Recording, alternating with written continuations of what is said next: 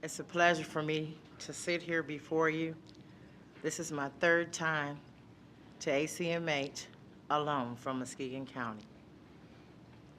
My child is 17 years old. He's been troubled all his life. He is the youngest of four siblings. Just like some of you, I was never given a parent instruction book on how to become a parent. So every day was a challenge. I get up, I pray, Lord, there is nothing that is going to happen today that you and I can't handle together. My heart is heavy because every time I went to a door, it closed.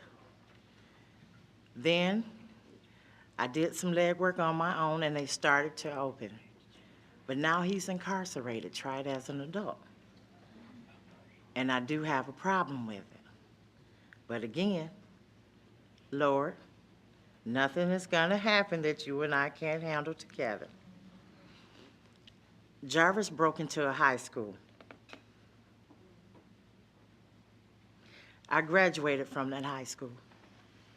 My dad was a principal for 40 plus years, a special ed director in the city of Muskegon Heights for 25 plus.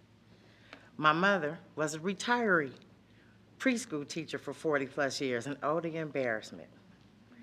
So I feel I'm the talk of the town everywhere I go. Oh, there's Sabrina and that, excuse me, little boy.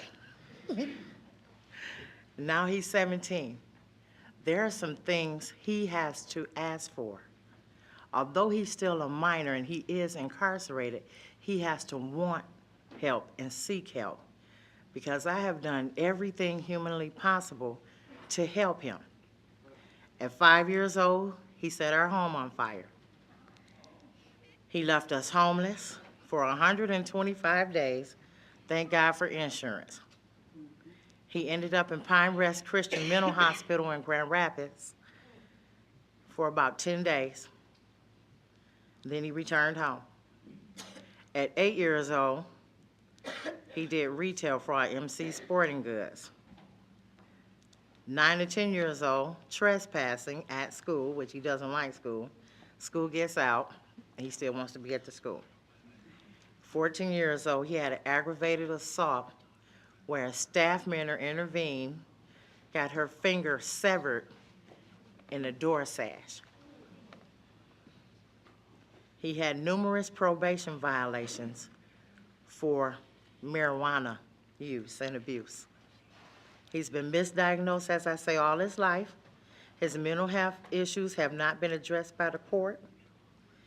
And when I thought he should have gone to rehab, the judicial system and juvenile court felt he didn't have a problem because he said he didn't have a problem. So that's the problem I have with letting a kid speak, and I'm his mother.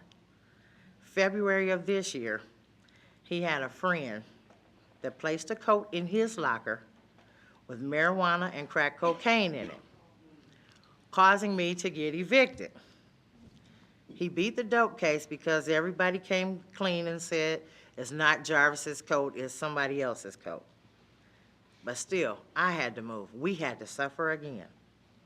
In May, he was told he would be charged as an adult if he came to court for any more charges.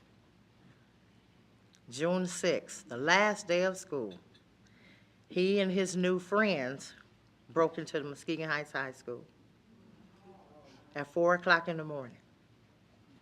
In my heart, I didn't want to believe it was my child, but reality awakened me, and it was my child. I talked with him that day, that afternoon, that weekend, and that Monday morning told the truth. And I let him know that if you did this, you will pay dearly for it because you are almost 17. They keep tapping you, keep tapping you, keep tapping you, keep tapping you. Sooner or later, you will be tried as an habitual.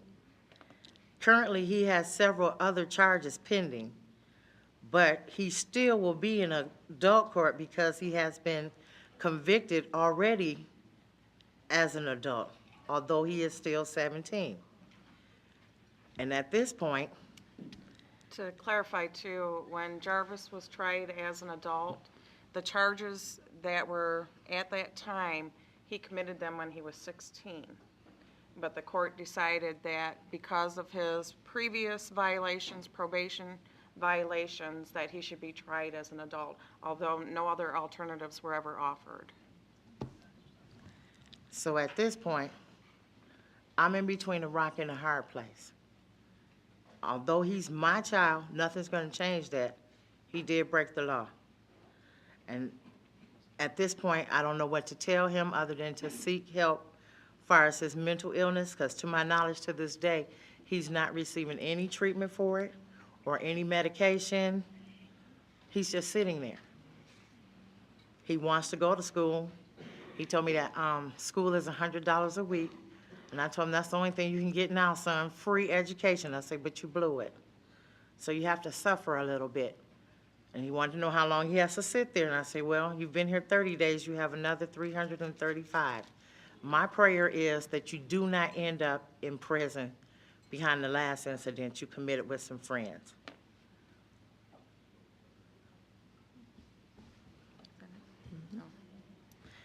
So any suggestions? I'm open for any, and I appreciate any help I could get. Thank you.